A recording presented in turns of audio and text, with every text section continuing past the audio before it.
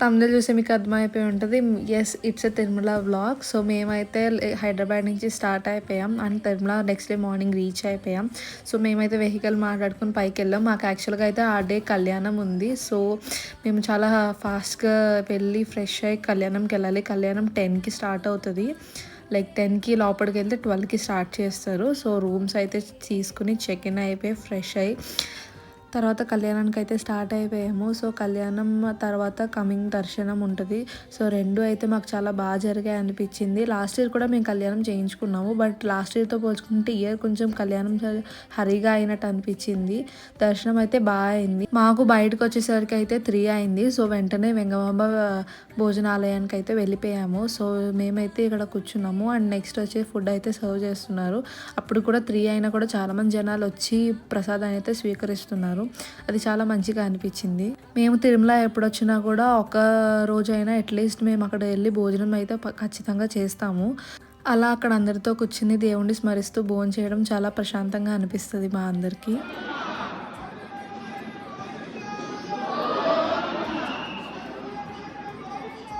Morning Varahaswamy వారిని దర్శనం చేసుకోవడం మాకైతే కుదరలేదు. సో ఈవినింగ్ చేసుకుందామని అయితే బయటకు వచ్చాము. అప్పుడైతే ఊరేగింపు కోసం ఏనుగులను అయితే బయటకు తీసుకొచ్చారు. సో అప్పుడు అడిగితే స్వామివారిని ఊరేగిస్తారు దీపాలంకరణ సేవ అయ్యాక అని చెప్పి అయితే మాతో చెప్పారు. సరే, ఎప్పుడు చూడలేదు ఊరేగింపు అని చెప్పి అయితే మేమైతే అక్కడ చూసాము.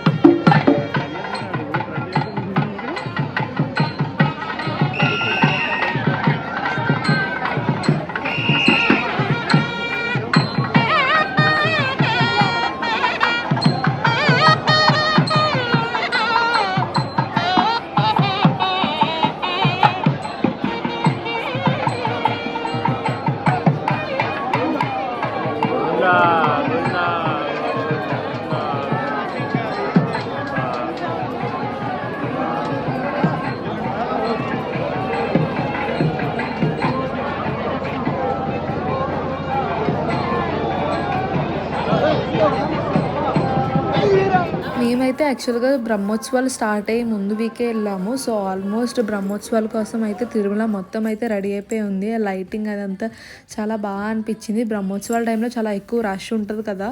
సో ముందు వచ్చి దర్శనం చేసుకోవడం చాలా మంచిగా అనిపించింది. నెక్స్ట్ అయితే ఇక్కడ వరాహస్వామి టెంపుల్కి అయితే విజిట్ చేసాము. మీలో ఎంతమందికి తెలుసు వరాహస్వామిని దర్శనం చేసుకున్న తర్వాత వెంకటేశ్వర స్వామిని దర్శనం చేసుకోవాలని? నాకైతే ఓం నమో వెంకటేశాయ మూవీ చూసాకనే తెలిసింది. సో ముందైతే మనం దర్శనం వరాహస్వామిని చేసుకున్న తర్వాతే వెంకటేశ్వర స్వామిని దర్శనం చేసుకుని దాంట్లో ఒక సాంగ్ ఉంటుంది.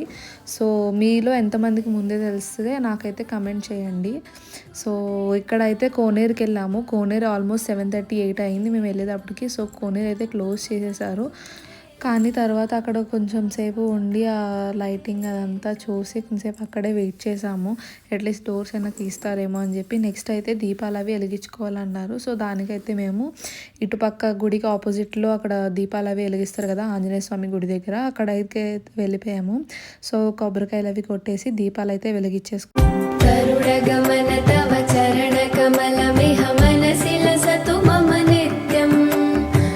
मनसिलसतु मम नित्यं गरुडगमन तव चरणकमलमिह मनसिलसतु मम नित्यं मनसिलसतु मम नित्यं मम तापमपाकुरु देवा मम पापमपाकुरु देवा. మొత్తం తిరిగేసి లాస్ట్‌కి అయితే రూమ్‌కి అయితే స్టార్ట్ అయిపోయాము. సో ఇక్కడైతే షాపింగ్ అది ఉంది. సో ఇక్కడైతే జస్ట్ ఫోటో ఫ్రేమ్స్ అవి చూస్తూ ఉన్నాము. ఏమైనా పర్చేస్ చేద్దామని చెప్పి. లాస్ట్‌కి అయితే ఏమీ కొనలేదు. జస్ట్ విండో షాపింగ్‌లా చూసి అయితే రిటర్న్ అయిపోయాం. నెక్స్ట్ డే మేమైతే అరుణాచలం అండ్ శ్రీరంగం అయితే వెళ్ళాము. సో ఆ వ్లాగ్స్ కూడా నెక్స్ట్ ఛానల్‌లో అయితే వస్తాయి. సో అవి మాత్రం మిస్ అవ్వకూడదు అనుకుంటే మా ఛానల్ సబ్స్క్రైబ్ చేసి అలాగే మమ్మల్ని సపోర్ట్ చేయండి.